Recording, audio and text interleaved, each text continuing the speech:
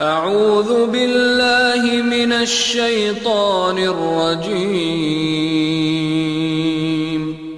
بسم اللہ الرحمن الرحیم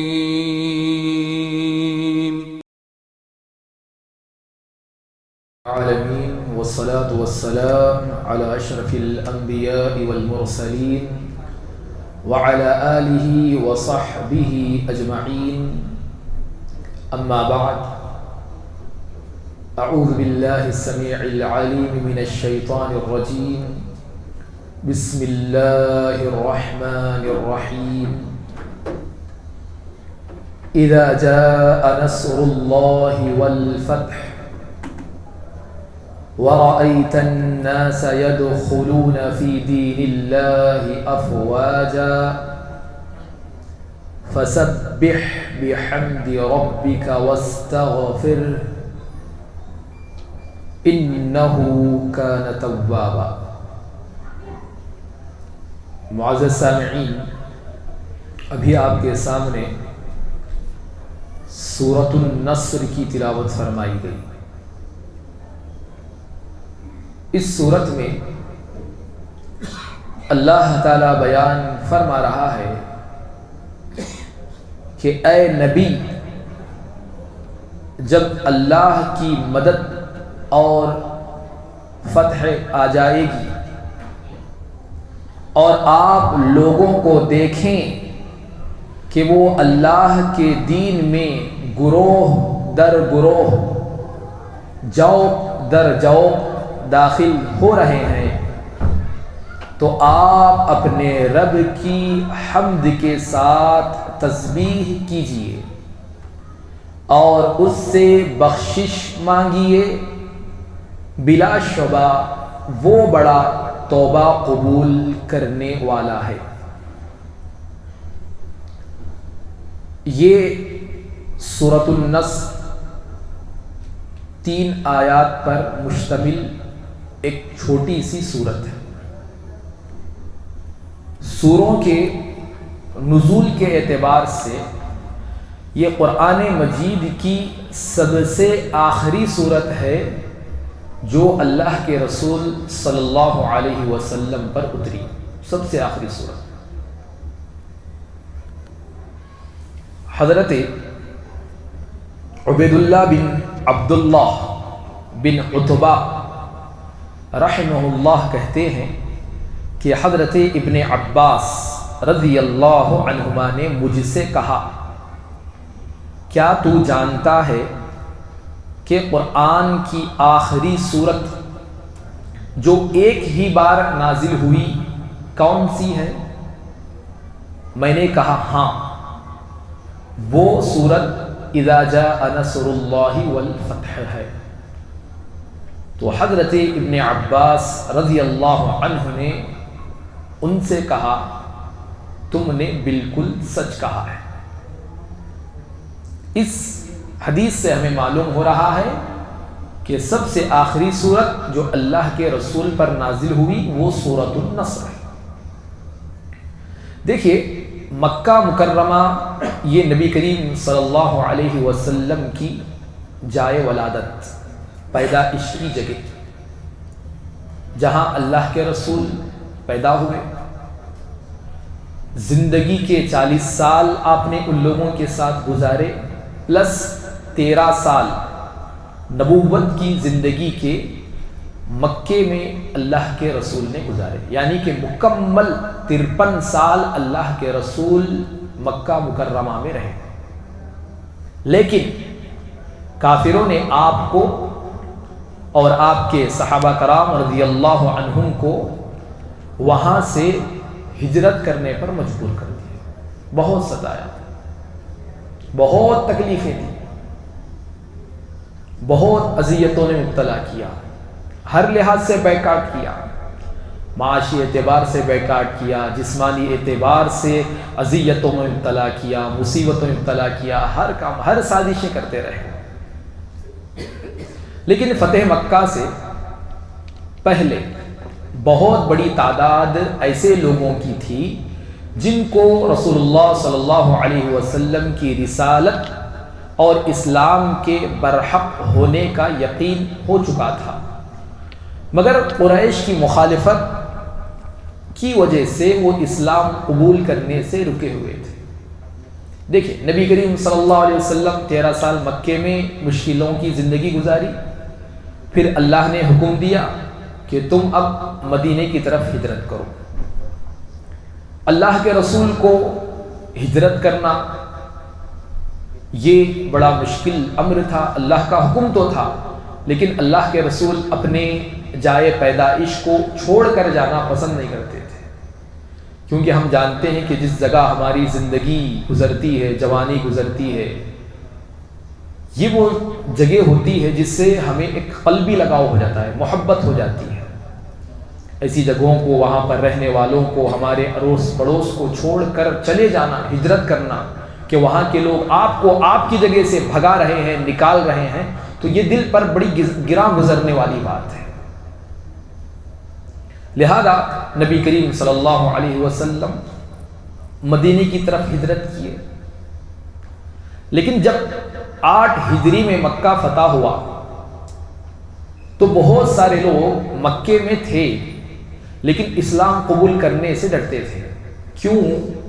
کیونکہ مکے میں اللہ کے رسول نہیں تھے، مدینہ کو چلے گئے تھے۔ اب مکے میں یہ قریش کے سرداروں کا راج، ظالموں کا راج تھا۔ اب وہاں پر اسلام کا دعویٰ کرے تو وہ مارتے پیٹتے، ڈرتے تھے، اسلام قبول نہیں کرتے تھے۔ لیکن اسلام قبول کرنے والے بہت سارے لوگ موجود تھے، ان کو معلوم ہو گیا تھا کہ اللہ کے رسول صلی اللہ علیہ وسلم سچے رسول ہے، لہذا ان پر لانا ہے، ایمان لانا ہے۔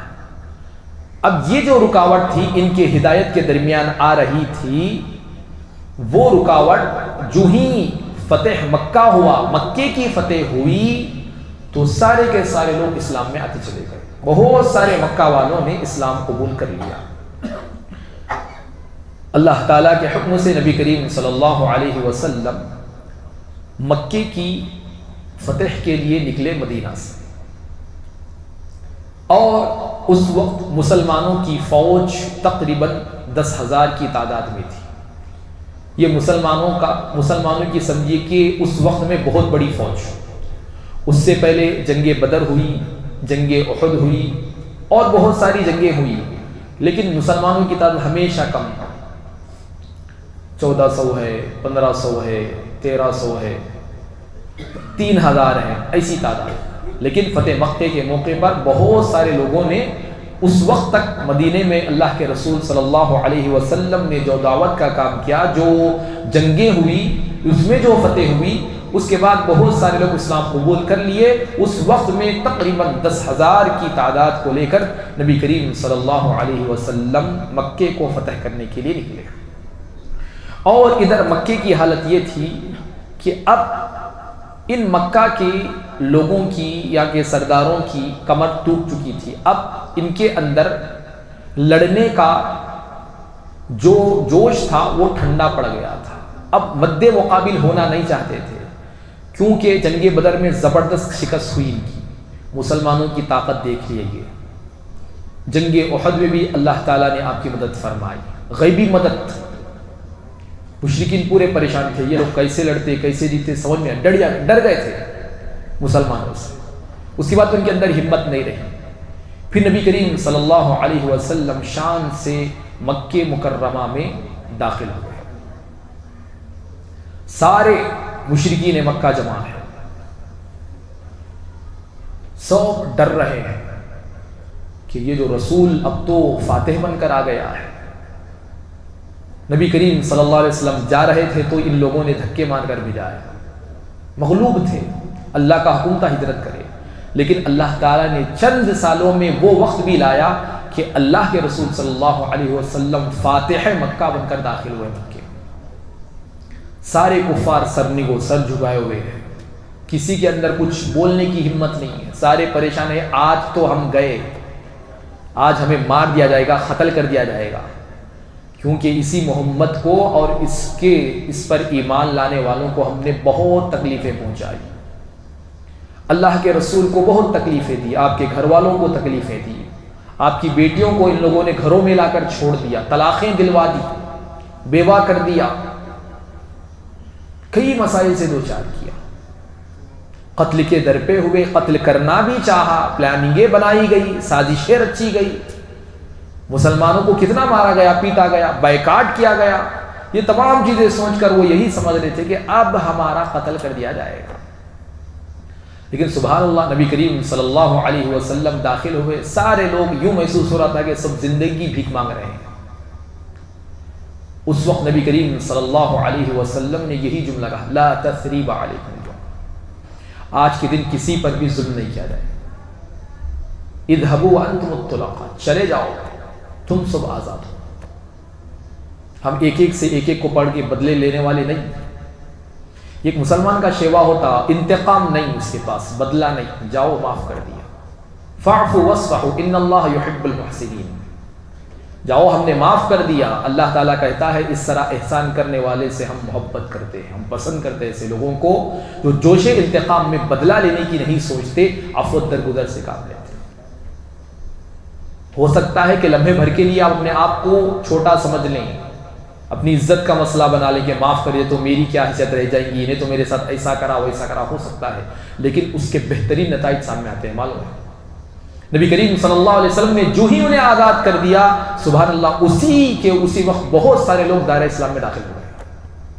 قتل کرتے تو مر جاتے، کفر کی حالت میں چلے جاتے، لیکن اللہ کے نبی رحمت للعالمین، ساری جہاں کے لیے رحمت ہے، نبی صلی اللہ علیہ وسلم نے انہیں آزاد کر دیا، اسی وقت وہ مسلمان بن گئے، جنت کے حقدار بن گئے۔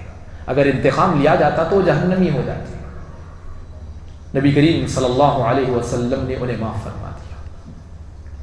اس طرح نبی کریم صلی اللہ علیہ وسلم مکہ مکرمہ میں داخل ہوئے، جتنے بت تھے سارے بتوں کو توڑتے جاتے تھے، 360 بت رکھے ہوئے تھے۔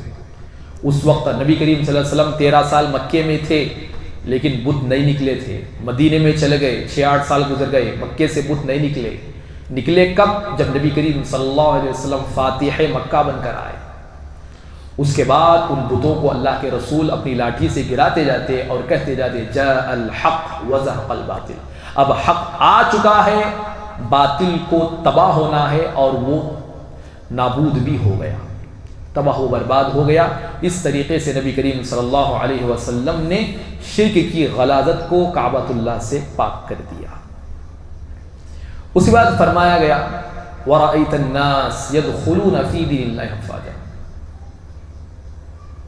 اس کے بعد لوگ جوق در جوق اسلام میں داخل ہونا شروع ہوئے۔ فتح مکہ ہو گیا، مکہ جو اصل گڑھ تھا کعبۃ اللہ ہے، مشرکین کا دبدبا تھا۔ جب انہیں ہر کسی کو آزو بازو کے جتنے قبائل تھے جب معلوم ہو گیا کہ نبی فاتح بن کر داخل ہو گیا ہے، تو لوگوں کو اس وقت اور یقین ہو گیا کہ بس یہی حق ہے، یہی سچا رسول ہے، یہ مکے پر حاوی ہو گیا ہے، اب تو اس پر ایمان لانا ہی ہے۔ جتنے اڑوس پڑوس کے قبائل تھے سارے قبیلے آ کر اسلام قبول کر رہے ہیں۔ یمن سے 700 لوگ آ کر اللہ کے رسول صلی اللہ علیہ وسلم کی ہاتھ پر اسلام قبول کرتے ہیں۔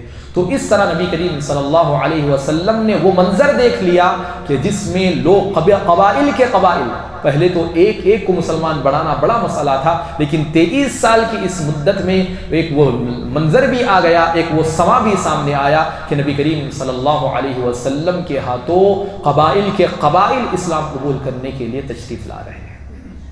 وَرَأَيْتَ النَّاسَ، آپ دیکھو گے لوگوں کو کہ وہ اسلام میں جوق در جوق، قبیلے گروہ کے گروہ داخل ہوتے رہے۔ یہ نبی کریم صلی اللہ علیہ وسلم کی وہ 23 سالہ کامیابی تھی جو اللہ تعالیٰ اس کا نقشہ ان آیتوں میں کھینچ رہا ہے۔ پھر فرمایا گیا فَسَبِّحْ بِحَمْدِ رَبِّكَ وَاسْتَغْفِرْ، اللہ کے رسول سے خطاب۔ اب آپ کا کام کیا ہے؟ بس آپ کو چاہیے کہ آپ اب اپنے رب کی تسبیح بیان کرنے میں لگ جائیے، اپنے رب کی تسبیح بیان کیجئے حمد کے ساتھ، تعریف کے ساتھ، واستغفر، اور اس سے برابر بخشش طلب کرتے رہیے۔ اب یہاں پر ایک اشارہ کیا جا رہا تھا۔ حضرت عبداللہ بن عباس رضی اللہ عنہ فرماتے ہیں کہ حضرت عمر رضی اللہ عنہ حضرت عبداللہ بن عباس کو ہمیشہ اپنے مجلس شورا میں رکھتے تھے، یعنی کہ جب کبھی کوئی مشورہ ہوتا، کسی مسائل میں کچھ بات ہوتی، جب بڑے بڑے صحابہ، بدری صحابہ جو جنگ بدر میں شریک ہوئے تھے، جن کے لیے جنت کا پروانہ جاری کر دیا گیا تھا کہ اب تم جو چاہے کرو، تم جنتی ہے، یہ لقب مل گیا، بدری صحابہ، جلیل القدر صحابہ، ایسے بڑے بڑے صحابہ اس مجلس میں شریک رہتے تھے۔ حضرت عبداللہ بن عباس بالکل جوان، تقریباً 17 سال کی عمر، بس ایسا بچپنی کی جوانی تھی سمجھیے، زیادہ بڑے نہیں ہو گئے تھے۔ تو حضرت عمر رضی اللہ عنہ ان کو بھی اس مجلس میں رکھتے تھے۔ تو ذرا بعض صحابہ کو ذرا محسوس ہوتا تھا کہ اے حضرت عمر کیوں ان کو آپ ان بڑی باتوں میں لاتے ہیں، بڑی مجلسوں میں یہ جو مشورے ہوتے ہیں، ایسے میں اس جوان کا کام کیا ہے؟ اس طرح کی بات آتی تھی۔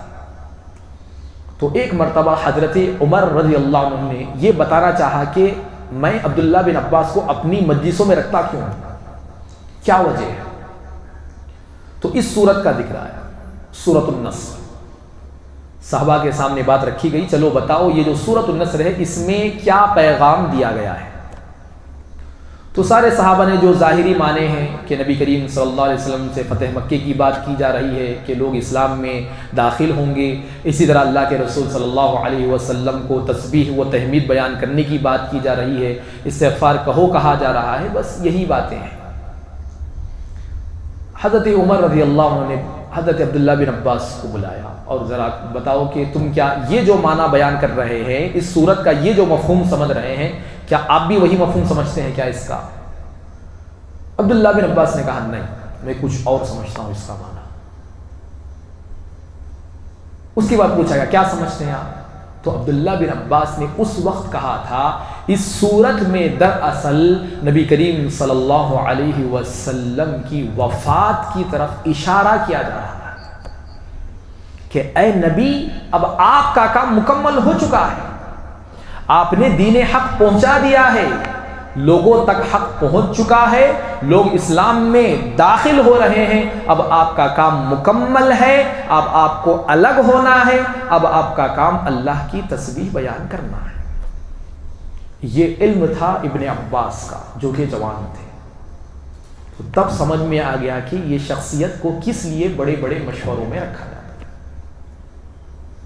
تو اس طرح محترم سامعین یہ وہ صورت ہے جس میں نبی کریم صلی اللہ علیہ وسلم کو اشارہ مل رہا تھا کہ اے نبی آپ کو جس کام کے لیے ہم نے رکھا تھا اب وہ کام مکمل ہو چکا ہے، لہذا اب اپنے رب سے ملاقات کے لیے تیار ہو جائیے اور اللہ رب العالمین سے اپنا تعلق اب آپ جوڑ لیجیے۔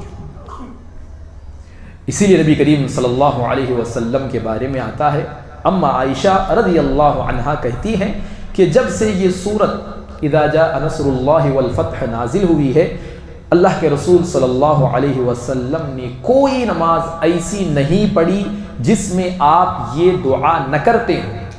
کون سی دعا؟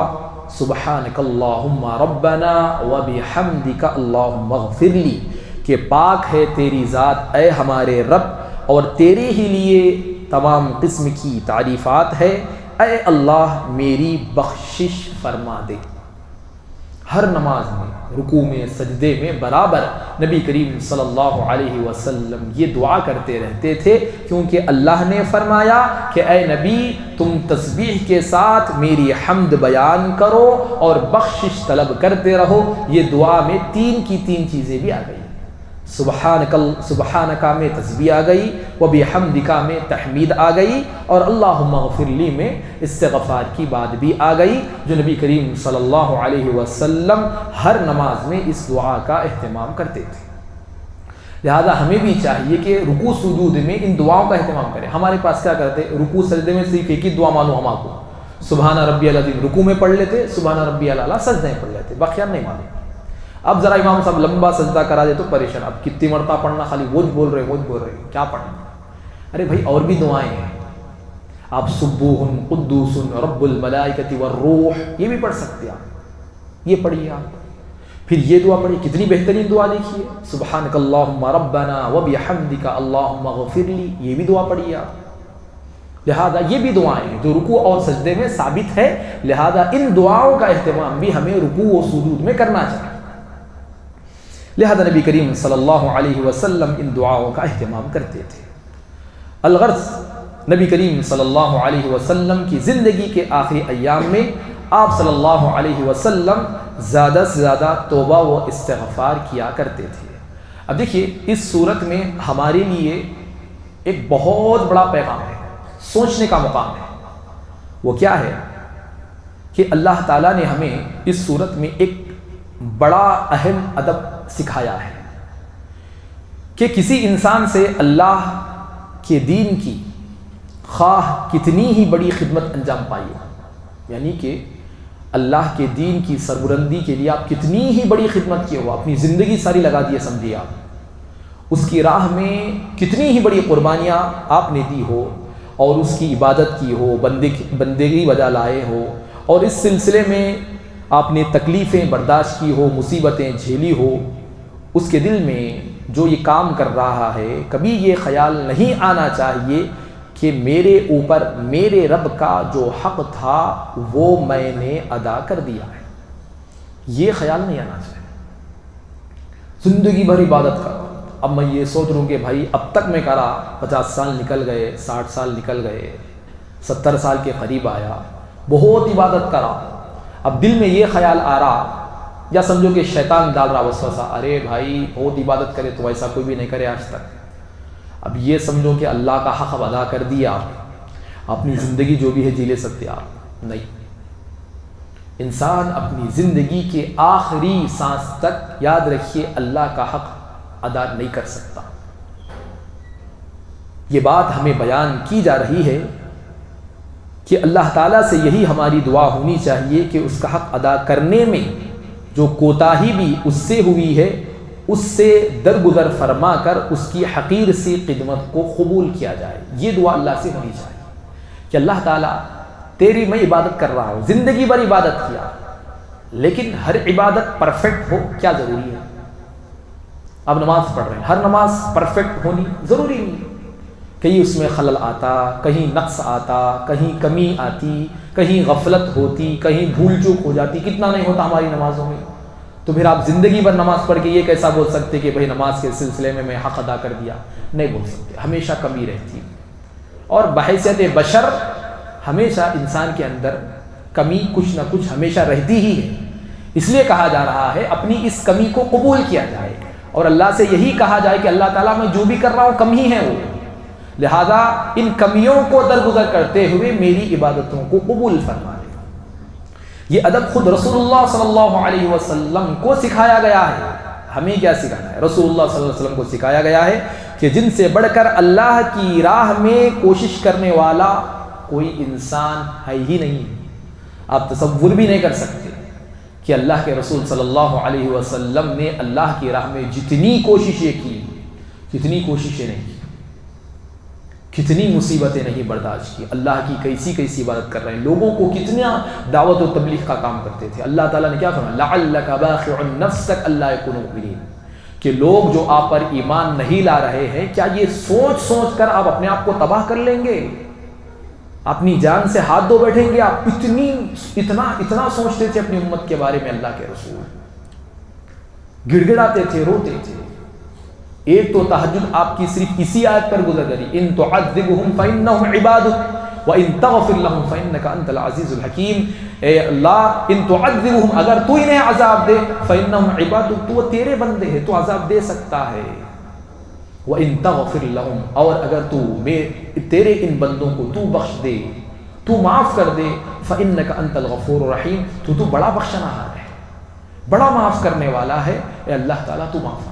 اسی آیت پر نبی کریم صلی اللہ علیہ وسلم نے پوری رات کاٹ دی، معلوم ہے اتنی دعا اپنی امت کے لیے اللہ کے رسول صلی اللہ علیہ وسلم کرتے تھے، اتنی لمبی عبادتیں، تہجد گزار اتنی عبادت کر رہے ہیں، تہجد پڑھ رہے ہیں، پیروں میں ورم آ رہا ہے، پیر سود رہے ہیں، لیکن نبی کریم صلی اللہ علیہ وسلم ہمیشہ عبادتوں میں وقت ملا عبادت، پھر دعوت کا کام، تبلیغ کا کام، لوگوں کو سمجھانا، نصیحتیں کرنا، وصیتیں کرنا، دین کے مسائل بتانا، سمجھے کہاں نبی کریم صلی اللہ علیہ وسلم نے لمحہ بھر بھی ضائع کیا ہو، لیکن اس کے بعد بھی اللہ تعالیٰ آپ سے کیا کہہ رہا ہے کہ اے نبی اب آپ نے جو کام کیا ہے، لیکن اب آپ کا کام یہ ہے کہ تم اللہ کی تسبیح بیان کرو، اللہ رب العالمین سے مغفرت طلب کرو، یہ پیغام دیا جا رہا ہے، ہمیں یہ بہت بڑا پیغام ہے، اللہ کے رسول صلی اللہ علیہ وسلم کے ذریعے سے ہمیں مل رہا ہے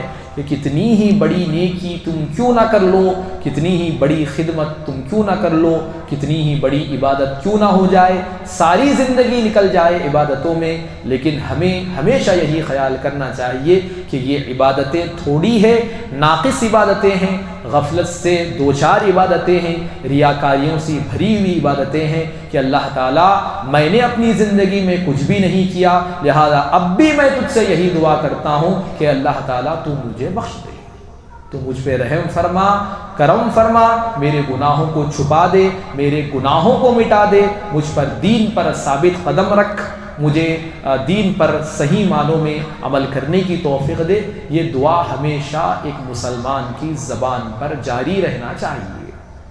اسی لیے سید الاستغفار کی اہمیت ہے۔ سید الاستغفار کیا مطلب؟ سید الاستغفار ایسا کلمہ ہے، یہ ایسی دعا ہے جو تمام جتنی مغفرت کی دعائیں ہیں اس کی سردار۔ سید کے معنی سردار، استغفار یعنی بخشش کی سردار، یعنی کہ ایسی دعا جو سب دعاؤں پر ہیوی ہے، ہائی ہے۔ کیا دعا ہے؟ اللہم انت ربی لا الہ الا انت خلقتنی وانا عبدک وانا علی عہدک ووعدک ما استطعت اعوذ بک من شر ما صنعت ابوء لک بنعمتک علی وابوء بذنبی فاغفر لی فانہ لا یغفر الذنوب الا انت۔ یہ جو دعا ہے صبح بھی پڑھنا ہے، شام کو بھی پڑھنا ہے۔ اس کی فضیلت کیا ہے کہ اگر کوئی شخص پورے ایمان کے ساتھ، یقین کے ساتھ اس دعا کو پڑھ لیتا ہے، صبح شام ہونے سے پہلے اس کا انتقال ہو جاتا ہے، تو اللہ کے رسول فرماتے ہیں کہ سبحان اللہ، یہ شخص جنتی ہے۔ یہ فضیلت ہے اس استغفار کی۔ استغفار کرنا چاہیے، بار بار بخشش کی دعا۔ نبی کریم صلی اللہ علیہ وسلم کے بارے میں کیا آتا ہے؟ نبی کریم صلی اللہ علیہ وسلم دن میں 70 مرتبہ سے زائد اللہ سے استغفار کرتے تھے، اللہ کے نبی ہو کر، آخری نبی ہو کر، جن کے اگلے پچھلے سب گناہ معاف، وہ 70 سے زائد مرتبہ مغفرت اللہ سے مانگتے تھے، استغفار کیا کرتے تھے۔ تو ہماری زندگی کا ہر لمحہ، ہر سیکنڈ گناہوں میں ڈوبا ہوا ہے۔ بڑی مشکل سے عبادتیں کرنے کو آتے، وہ بھی غفلت سے دو چار، اس میں بھی کمی، کوتاہی، سستی، غفلت، کیا کیا نہیں ہماری عبادتوں میں۔ توجہ نام کی تو کوئی چیز ہی نہیں ہمارے پاس، آ کے ٹھہر جاتے، بس رکوع سجدہ سجدہ، بس ایسی ہی نماز چلتے رہتے۔ کیا مقصد، کس لیے آ رہے ہیں، کیا حاصل کرنا ہے، کیا لے کے جانا ہے، کیسی عبادت، کچھ بھی نہیں معلوم۔ تو جب ہماری عبادتیں ایسی ہے، ہمارے گناہ بالکل زبردست ہے، تو پھر کیا ہمیں استغفار کی ضرورت نہیں ہے؟ کرنا ہے، بہت زیادہ کرنا ہے، بار بار کرنا ہے، ہر نماز کے بعد کرنا ہے، اللہ تعالیٰ سے برابر بخشش طلب کرتے رہنا ہے۔ یہ ہمارے لیے بے حد ضروری ہے۔ اللہ نے کیا فرمایا؟ وَمَا كَانَ اللَّهُ مُعَذِّبَهُمْ وَهُمْ يَسْتَغْفِرُونَ۔ اللہ تعالیٰ اس قوم پر عذاب کو نہیں بھیجتا جس قوم کے لوگ استغفار کرتے ہیں۔ بڑے بڑے عذابوں سے نجات پا جاتی ہے قوم استغفار کے سبب۔ بخشش طلب کرنا، گناہوں کی معافی مانگ لینا، شرمندہ ہو جانا، رو لینا، نادم ہو جانا، افسوس کرنا جو بھی گناہ ہوا، اللہ تعالیٰ کے سامنے گڑ گڑانا، رونا، اور اس گناہ سے کلی طور پر اجتناب کرنا کہ ہو گیا اللہ، اب میں نہیں کروں گا۔ ایسی توبہ و استغفار کی آج ہمیں ضرورت ہے، اگر ہم چاہتے ہیں کہ ہم امن و امان کی زندگی گزاریں، ہماری عبادتیں قبول ہو، اور یہ وہ عبادتیں بنیں جو جنت کا حقدار ہمیں بنائیں، تو ہمارے لیے بے حد ضروری یہ ہے کہ ہم زیادہ سے زیادہ استغفار کریں۔ یہ اللہ کے رسول کو جب پیغام دیا جا رہا ہے زندگی کے آخری مرحلے میں، تو پھر ہمارے لیے بھی پیغام ہے، خصوصاً جب ہماری عمر ایک حد تک گزر چکی ہے، ہم سمجھے کہ آخری سالوں میں زندگی کے ہیں، تو ہم پر اور زیادہ ذمہ داری بنتے ہیں کہ اللہ سے اپنی زندگی میں ہونے والے گناہوں کی بخشش کروا لیں دنیا میں رہتے ہوئے ہی۔ لہذا اس صورت میں ہمیں یہ ایک عظیم سبق مل رہا ہے۔ اللہ رب العالمین سے دعا ہے کہ اللہ تعالی ہم تمام کو اللہ رب العالمین کی ذات پر کامل امید و یقین رکھتے ہوئے اللہ رب العالمین کے سامنے گڑ گڑا کر بخشش طلب کرنے کی اللہ تعالی ہمیں توفیق دے۔ اللہ تعالی ہم تمام کو زیادہ سے زیادہ استغفار کرنے والا بنائے، اپنے گناہوں کی معافی مانگنے والا بنائے، اپنے گناہوں پر شرمندہ ہوتے ہوئے اللہ رب العالمین کے سامنے سجدہ ریز ہونے کی توفیق دے۔ اللہ تعالی اس ماہ میں ہم جو عبادتیں جو کہ خلوص سے خالی ہے، ریاکاری سی بھری ہوئی ہے، غفلت ہے، نقص ہے، کمی ہے، اے اللہ تعالی ہماری ان کمیوں کو، کوتاہیوں کو نظر انداز کرتے ہوئے اے اللہ تعالی تو ہماری ان عبادتوں کو قبول فرما لے، پرخلوص عبادتیں انجام دینے کی توفیق دے، دین مستقیم پر اس پرفتن دور میں ثابت قدم رکھے، اللہ تعالی تا دم حیات عقیدہ توحید پر زندہ رکھے، موت دے تو بھی خاتمہ بالخیر والی موت عطا فرمائے، آمین ثم آمین۔ سبحان اللہ وبحمدہ، سبحانک اللہم وبحمدک، اشہد ان لا الہ الا انت، استغفرک واتوب الیک۔